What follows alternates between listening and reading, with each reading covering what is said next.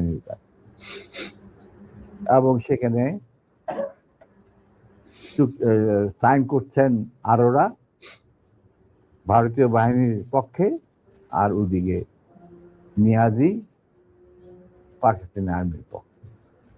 সেখানে মুক্তিযোদ্ধারা কোথায়?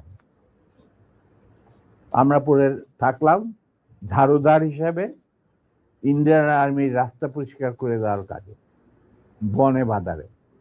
আমাদের কি কোনো শহরগঞ্জে ঢোকার পারমিশন দিল না মুজিব সরকার, মানে তাজউদ্দিনের সরকার, আওয়ামী লীগ সরকার।